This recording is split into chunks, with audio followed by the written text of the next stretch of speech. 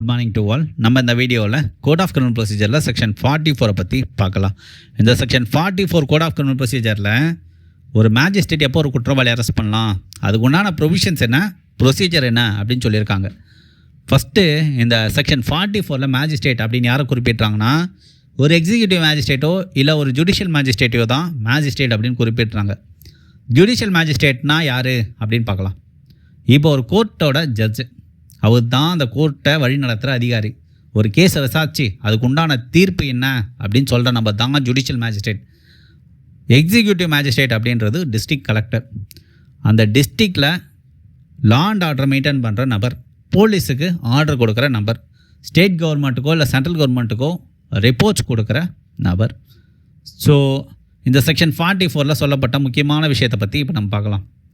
இந்த section 44 class 1 என்ன சொல்கிறாங்க அப்படின்னா, ஒரு ஜுடிஷியல் மேஜிஸ்ட்ரேட்டோ இல்லை ஒரு எக்ஸிக்யூட்டிவ் மேஜிஸ்ட்ரேட் முன்னாடியோ கண்ணு முன்னாடியோ ஏதோ ஒரு தப்பு நடக்குது அப்படின்னா, அந்த தப்பு செஞ்ச நபரை ஜுடிஷியல் மேஜிஸ்ட்ரேட்டோ இல்லை ஒரு எக்ஸிக்யூட்டிவ் மேஜிஸ்ட்ரேட்டோ அரெஸ்ட் பண்ணலாம்.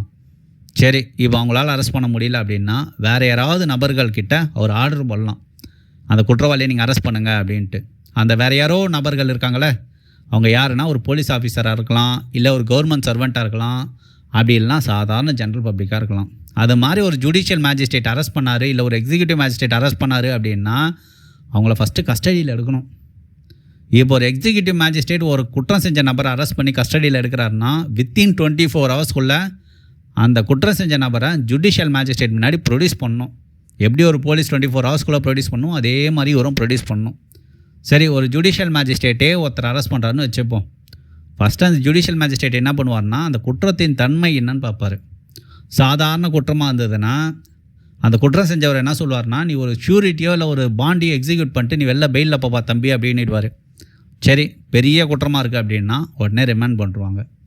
இது ஃபஸ்ட்டு விஷயம். ரெண்டாவது கிளாஸில் என்ன சொல்கிறாங்க செக்ஷன் 44 அப்படின்னா, இப்போ ஒரு நபர் எங்கேயோ குற்றம் பண்ணியிருப்பார், இல்லை அவரோட ஜூரிஸ்டிக்ஷன்லேயே பண்ணியிருப்பார். அப்போ அந்த ஜூரிஸ்டிக்ஷனில் இருக்க எக்ஸிக்யூட்டிவ் மேஜிஸ்ட்ரேட்டோ இல்லை ஒரு ஜுடிஷியல் மேஜிஸ்ட்ரேட் முன்னாடியோ ஒரு போய் அரெஸ்ட் ஆகிறாரு அப்படின்னா, ஏன்னா போலீஸ்கிட்ட போக மாட்டாங்க, போலீஸ்கிட்ட போனால் அடி பின்னிடுவாங்க, நல்லா தெரியும்.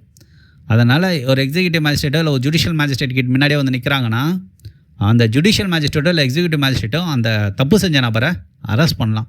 பட் ஆனால் கஸ்டடியில் எடுக்க முடியாது. நான் ஃபஸ்ட்டு கிளாஸில் சொன்னல, கண்ணு முன்னாடி ஒரு தப்பு நடந்தால் கஸ்டடியில் இருப்பாங்கன்ட்டு. செகண்ட் கிளாஸில் கஸ்டடியில் எடுக்க முடியாது. சரி, இந்த செக்ஷன் 44 இன்னொரு முக்கியமான விஷயம் இருக்குது. என்ன அப்படின்னா, இப்போ ஒரு ஜுடிஷியல் மேஜிஸ்ட்ரேட்டே ஒரு நபரை அரெஸ்ட் பண்ணுறாரு அப்படின்னா அவர் அந்த கேஸை விசாரிக்கக்கூடாது, வேறு ஜுடிஷியல் மேஜிஸ்ட்ரேட்டுக்கு தான் அசைன் பண்ண அந்த கேஸை. ஏன் அப்படின்னா நம்மளுடைய சட்டத்திலே அப்படி தான் இருக்குது. No one should be the judge of his own case. யாரும் அவருடைய வழக்குக்கு நீதிபதியாக இருக்கக்கூடாது. ஏன்னா கண்ணில் பார்த்த விட்னஸே அவர் தான். அவர் கண்ணு முன்னாடி ஒரு தப்பு நடந்தது, அந்த தப்புக்காக அவர் அரெஸ்ட் பண்ணியிருக்காரு. அவரே அந்த கேஸை நடத்தினா, அந்த ஜுடிஷியல் மேஜிஸ்ட்ரேட்டே அந்த கேஸை நடத்தினா என்ன ஆகும், அவர் தப்பு செஞ்சார் நல்லா தெரியும். அதனால் கேஸு அந்த குற்றம் செஞ்சவருக்கு எதிராக தான் வரும். இதே வேறு ஒரு ஜுடிஷியல் மேஜிஸ்ட்ரேட்க்கு முன்னாடி ஒரு கேஸ் நடந்ததுன்னா இந்த குற்றம் செஞ்ச நபர் கொஞ்சம் ட்ரை பண்ணுவார் அவரை தற்காத்துக்கிறதுக்கு, இந்த குற்றம் செஞ்ச நபர். அதே மாதிரி பெனிஃபிட் ஆஃப் டவுட் வர்றதுக்கு நிறைய பாசிபிலிட்டிஸ் இருக்குது. ஸோ இதே பழைய ஜுடிஷியல் மேஜிஸ்ட்ரேட் யார்கிட்ட அரெஸ்ட் ஆனாரோ அவர்கிட்ட ட்ரையல் நடந்ததுன்னா அதுக்கான பாசிபிலிட்டிஸ் ரொம்ப ரொம்ப கம்மி. ஸோ இந்த செக்ஷன் 44 சொல்லப்பட்ட முக்கியமான விஷயங்கள் எல்லாத்தையும் நான் சொல்லிட்டேன்.